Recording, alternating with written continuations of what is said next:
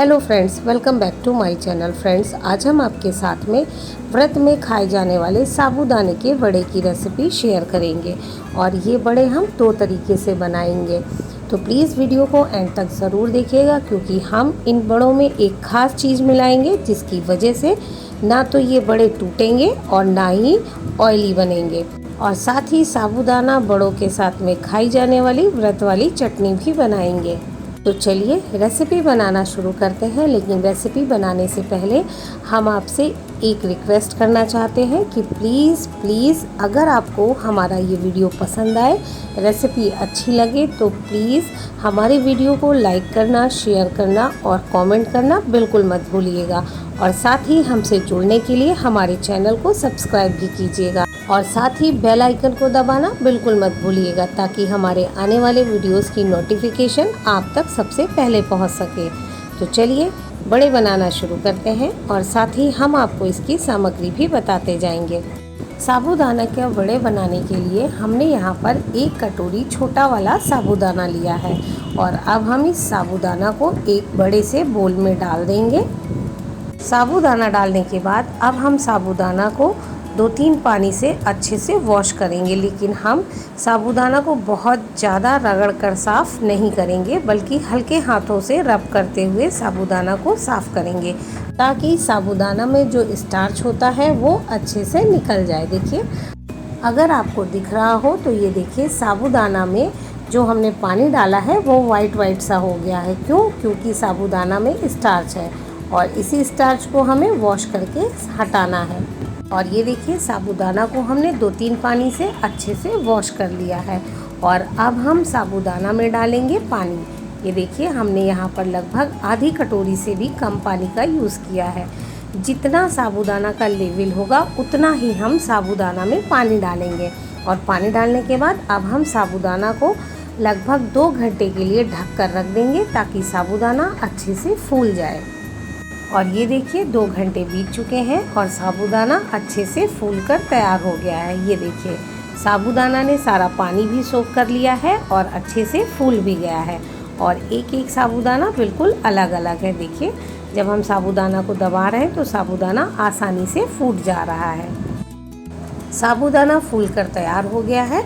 अब हम बड़ा बना सकते हैं, लेकिन बड़ा बनाने से पहले हम चटनी बनाएंगे। और चटनी बनाने के लिए हमने यहाँ पर एक मिक्सी का जार लिया है और अब हम इस जार में डालेंगे खूब सारा हरा धनिया। जिस मात्रा में आपको चटनी बनानी है आप उस मात्रा में चटनी वाली सामग्री का यूज़ कीजिएगा। और साथ ही इसमें डालेंगे टेस्ट के अकॉर्डिंग हरी मिर्च। हरी मिर्च डालने के बाद अब हम इसमें डालेंगे ग्रेट की हुई अदरक। अदरक डालने के बाद अब हम इसमें डालेंगे ड्राई रोस्ट की हुई मूंगफली। मैंने मूंगफली को कढ़ाई में डालकर ड्राई रोस्ट कर लिया था और उसके बाद मूंगफली का छिलका हटा दिया था। और हम यहाँ पर लगभग 2 टेबल स्पून ड्राई रोस्ट की हुई मूंगफली डालेंगे। और मूंगफली डालने के बाद अब हम इसमें डालेंगे दही। हमने यहाँ पर 3 से 4 टेबल स्पून दही का यूज़ किया है। और दही डालने के बाद अब हम इसमें डालेंगे टेस्ट के अकॉर्डिंग सेंधा नमक, जो हम व्रत में खाते हैं वो वाला नमक। अगर आपके पास फ्रेश नारियल है तो आप इसमें फ्रेश नारियल भी डाल सकते हैं। और अब हम जार को बंद कर देंगे और चटनी को पीस लेंगे। और ये देखिए हमने चटनी को पीस लिया है और देखिए कितनी बढ़िया चटनी बनकर तैयार हुई है व्रत वाली। आप चाहें तो चटनी में तड़का भी लगा सकते हैं। तड़का लगाने के लिए एक तड़का पैन लीजिए और उस तड़का पैन में 1 टेबल स्पून देसी घी डाल दीजिए और जब घी गर्म हो जाए तब उसमें जीरा डाल दीजिए। टेस्ट के अकॉर्डिंग हरी मिर्च डाल दीजिए और साथ ही कुछ करी पत्ते डाल दीजिए। और जब जीरा अच्छे से चटक जाए तो आप चटनी में उसका तड़का लगा दीजिए। तो चलिए चटनी बनकर रेडी हो गई है। अब हम चटनी को साइड में रख देते हैं और साबूदाना का बड़ा बना लेते हैं। साबूदाना का बड़ा बनाने के लिए हमने फूले हुए साबूदाना ले लिए हैं और अब हम इसमें डालेंगे बॉयल किए हुए मैश किए हुए आलू। हमने यहाँ पर 2 मीडियम साइज़ के आलू लिए हैं जिन्हें हमने बॉयल करके पील आउट करके मैश कर लिया है। आप चाहें तो इन्हें कद्दूकस भी कर सकते हैं। आलू डालने के बाद अब हम इसमें डालेंगे चॉप की हुई हरी धनिया। हरी धनिया डालने के बाद अब हम इसमें डालेंगे टेस्ट के अकॉर्डिंग चॉप की हुई ग्रीन चिली। और ग्रीन चिली डालने के बाद अब हम इसमें डालेंगे ग्रेट की हुई अदरक। एक छोटा टुकड़ा अदरक का हमने ले लिया था, जिसे हमने वॉश करके पील आउट करके ग्रेट कर लिया है। अदरक डालने के बाद अब हम इसमें डालेंगे ड्राई रोस्ट की हुई मूंगफली का बुरादा। हमने यहाँ पे मूंगफली को ड्राई रोस्ट कर लिया था। उसके बाद मूंगफली का छिलका हटा दिया और छिलका हटाने के बाद मूंगफली को जार में डाल कर के मिक्सी में पीस लिया। साथ ही हमने इसमें 1 टेबल स्पून जीरा डाला था मूंगफली के साथ में, ताकि जीरा भी मूंगफली के साथ में पिस जाए। आप चाहें तो खड़ा जीरा भी डाल सकते हैं, और जीरा हमने ड्राई रोस्ट नहीं किया था। हमने यहाँ पर हाफ कटोरी मूंगफली का बुरादा यूज़ किया है। जिस कटोरी से हमने साबूदाना का मेज़रमेंट किया था, उसी कटोरी से हमने हाफ कटोरी मूंगफली का बुरादा लिया है और हाफ कटोरी ही हमने आलू लिया था। साथ ही इसमें डालेंगे टेस्ट के अकॉर्डिंग सेंधा नमक, जो हम व्रत में खाते हैं। नमक डालने के बाद अब हम इसमें डालेंगे एक खास चीज़, और उसी खास चीज़ की वजह से आपके बड़े ना तो फटेंगे और ना ही ऑयली बनेंगे। और वो खास चीज़ हम डालेंगे लगभग 2 टेबल स्पून।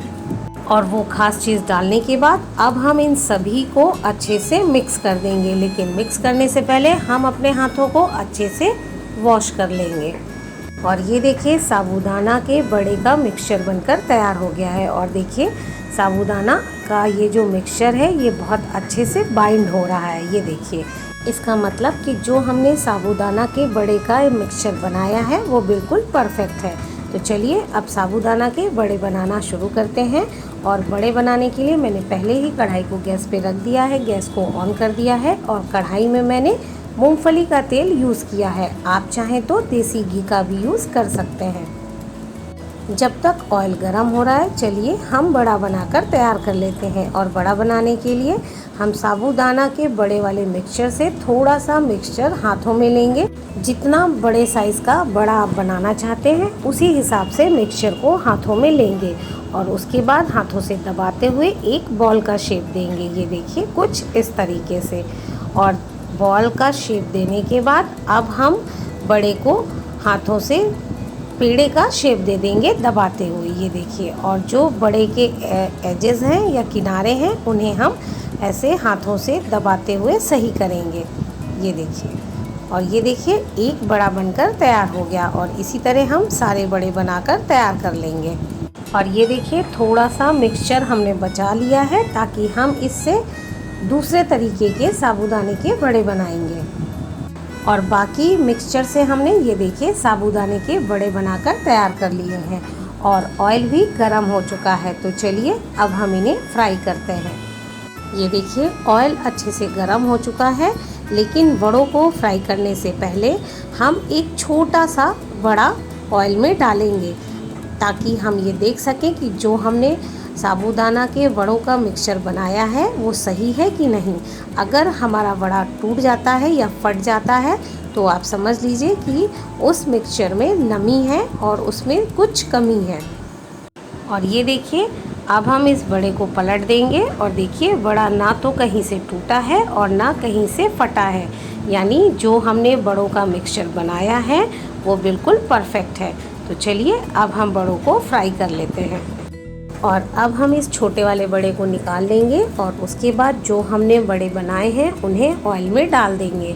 एक एक करके ही हम बड़ों को ऑयल में डालेंगे, और उतने ही बड़े ऑयल में डालेंगे जितने कि हमारी कढ़ाई में आ सकें।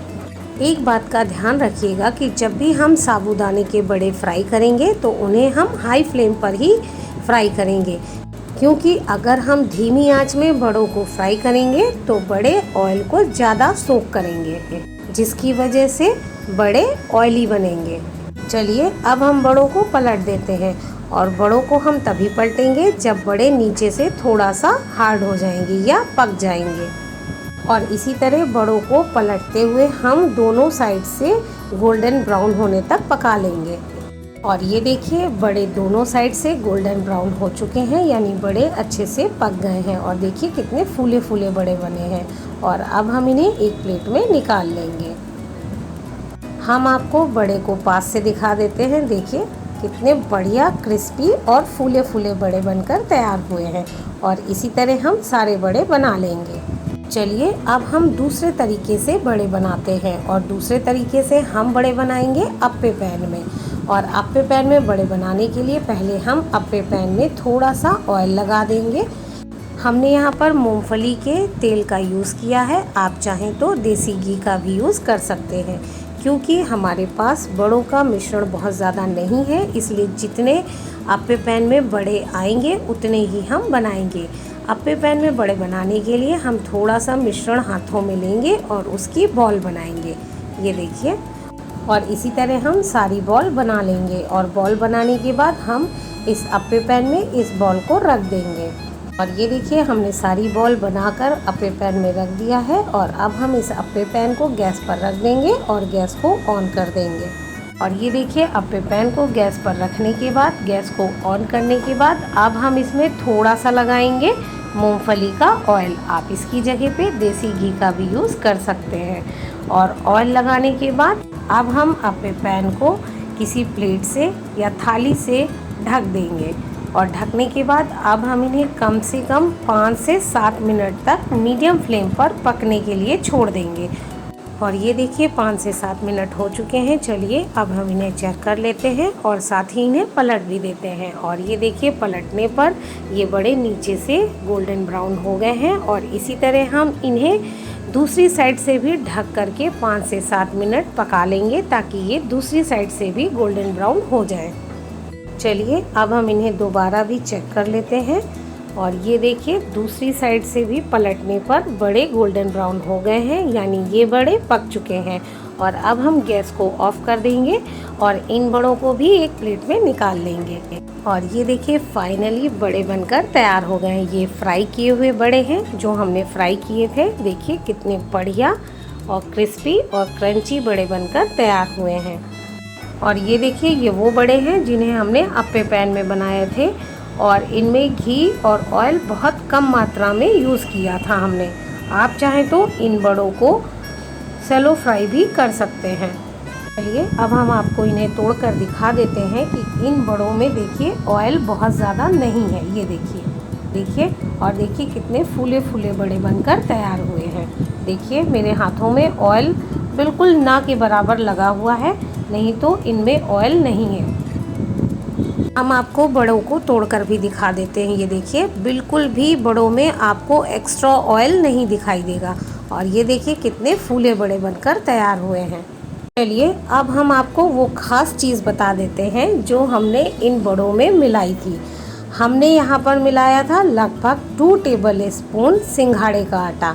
आप सिंघाड़े के आटे की जगह पे समा के चावल का आटा या राजगीरा का आटा या कुट्टू का आटा, जो भी आप व्रत में आटा यूज़ करते हैं उसे मिला सकते हैं। आटा मिलाने की वजह से जो इसमें मॉइस्चर होता है वो आटा सोख कर लेता है, जिसकी वजह से बड़े ना तो फटेंगे और ना ही ऑयली बनेंगे। तो आपको हमारी ये ट्रिक कैसी लगी हमें कमेंट करके ज़रूर बताइएगा। और बड़े पहली बार में ही बिल्कुल परफेक्ट बनकर तैयार होंगे, ये हमारी गारंटी है। तो आपको हमारी ये बड़ों की रेसिपी कैसी लगी हमें कमेंट करके ज़रूर बताइएगा। हमें विश्वास है कि आपको हमारी ये रेसिपी भी बहुत पसंद आएगी। तो चलिए अब हम आपसे मिलते हैं अपनी अगली रेसिपी में। तब तक के लिए बाय बाय।